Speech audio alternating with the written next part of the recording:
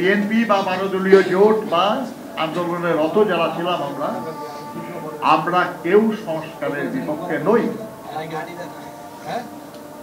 কিন্তু আমরা যেটা বলি সেটা হলো যে কোনো এক সরকারের পক্ষে কিংবা কোনো একবারে কখনো সব সংস্কার করা সম্ভব না।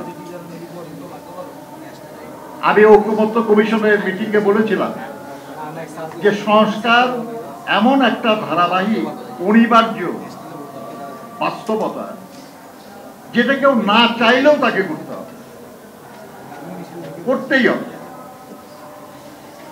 যেমন ধরেন আপনি যদি গ্রাম থেকে ঢাকায় এসছেন, আপনি একটা ছোট্ট রুম ভাড়া নিয়ে আপনি থাকেন, আপনি যেভাবে রুমটা গোছায় রাখছেন, কালকে যখন আপনি বিয়ে করবেন আপনার ঘরে আপনার স্ত্রী আসবে, আপনার রুম কি ওইভাবে থাকবে? বদলে যাবে না? তারপর যখন আপনার একজন সন্তান হবে তখন কি ওইভাবেই থাকবে না কিছু পরিবর্তন করতে হবে? সন্তান যখন বড় হবে তখন আবার পরিবর্তন করতে হবে না?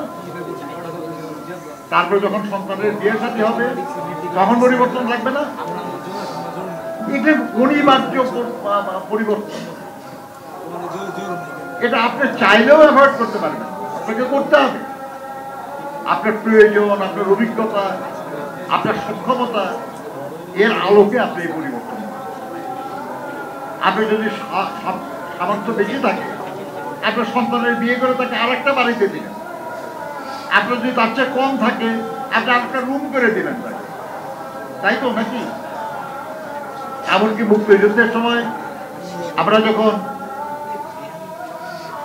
ইন্ডিয়ার বিভিন্ন শরণার্থী শিবিরে গেছি, আমরা দেখেছি যে একটা রুমের মধ্যে একটা পরিবার থাকছে, সেখানে স্বামী স্ত্রী আছে, তার মেয়ে জামাই আছে বা ছেলে ছেলে বউ আছে, তারা ওই রুমের মধ্যেই একটা দড়ি টানায় একটা পর্দা করে নিচ্ছে।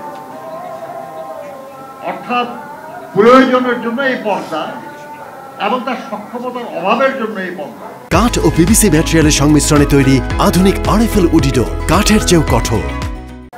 যদি সক্ষমতা থাকতো তাহলে না আর একটা ঘর করতো, আর একটা রুম করতো।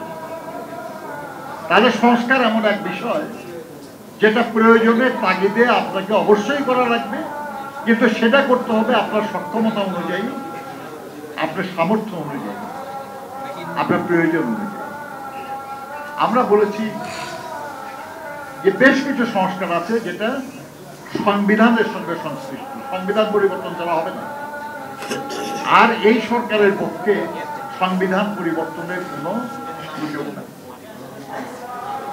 হয় দেশে সামরিক শাসন জারি করে সংবিধান স্থগিত করতে হবে, তাহলে আপনি অধ্যাদেশের মাধ্যমে সংবিধান পরিবর্তন করতে পারবেন, আর না হলে আপনি সংবিধান পরিবর্তনের জন্য পরবর্তী সংসদের জন্য অপেক্ষা করতে হবে।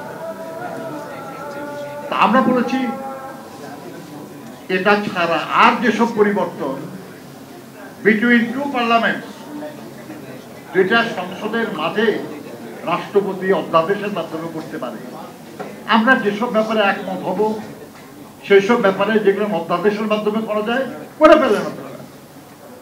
আর যেটা করা যাবে না আমরা একমত হব সেগুলো একটা সনদ আকারে লিপিবদ্ধ হোক, আমরা সবাই সেখানে দস্তখত করব এবং আমরা সবাই প্রতিশ্রুতিবদ্ধ হব যে আগামী নির্বাচনে আল্লাহর মেহেরবানিতে যারাই দায়িত্বে যাক, যারাই মেজরিটি হোক বা মাইনরিটি হোক, যাই হোক, যারা যারা আমরা দস্তখত করব আমরা সবাই একমত হয়ে সংসদে সেটা অনুমোদন করব।